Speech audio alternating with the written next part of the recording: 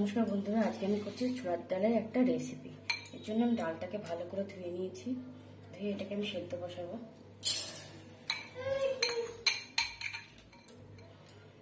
আপনারা চাইলে ছোলার ডালটাকে ভিজিয়েও রাখতে পারেন, কিন্তু আমি ভিজিয়ে রাখিনি।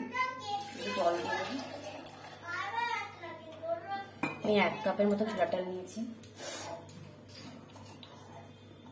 এর ভিতরে দেবো নুন, হলুদ,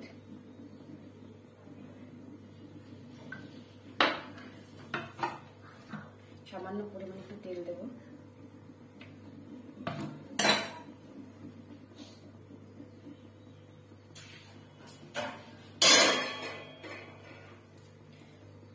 দেবো 2 কাঁচা লঙ্কা।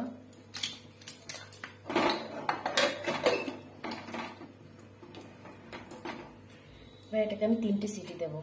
আমি আগেতে সেদ্ধ করে নিয়ে এই জন্য 3টে সিটি দেবো। যদি আগের থেকে আপনারা ভিজিয়ে নেন তাহলে 2টো সিটি দেবেন।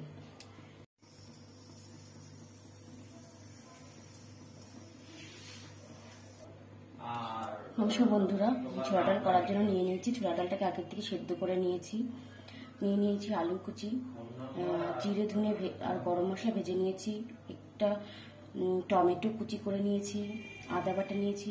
এটা ফোড়নে দেওয়ার জন্য জিরে, তেজপাতা, শুকনো লঙ্কা ফোড়নে দেওয়ার জন্য একটু হিং ফোড়ন দেবো।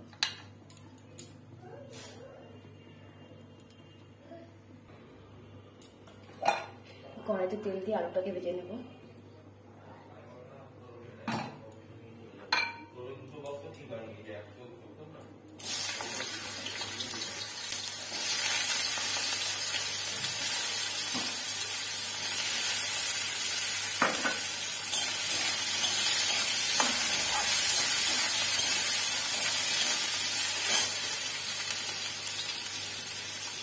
সামান্য পরিমাণে হলুদ, সামান্য পরিমাণে নুন একটু অ্যাড করবো। ভালো করে লাল লাল করে ভেজে নেবো আলুটাকে আমি লাল লাল করে ভেজে নিয়েছি। এটা তুলে নেবো।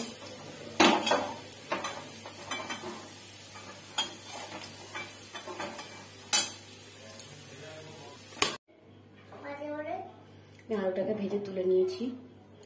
এবার এই কড়াইতে তেজপাতা, শুকনো লঙ্কা, জিরে ফোড়ন দেবো।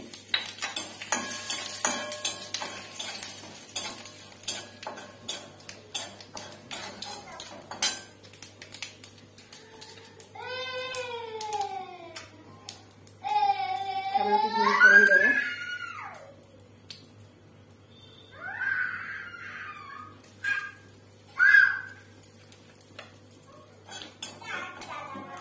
এবার আদা বাটাটা দিয়ে দেবো।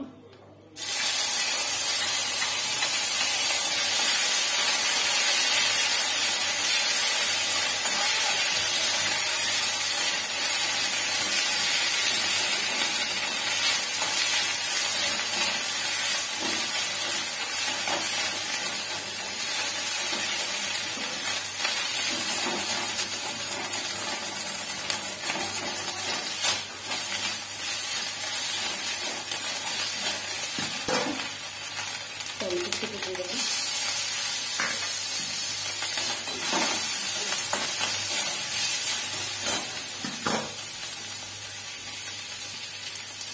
এর মধ্যে আলু ভাজাটা দিয়ে ভালো করে কষিয়ে নেব।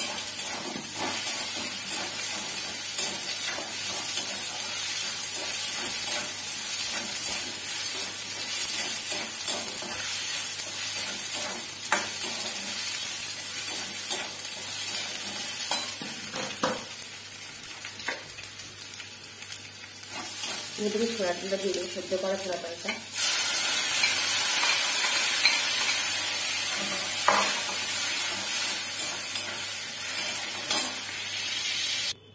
ছোলার ডালটাকে আমি প্রেসার কুকারে ঢেলে নিয়েছি।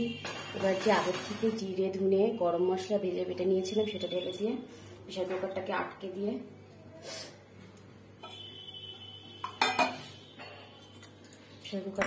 দিয়ে আমি একটা সিটি দেবো।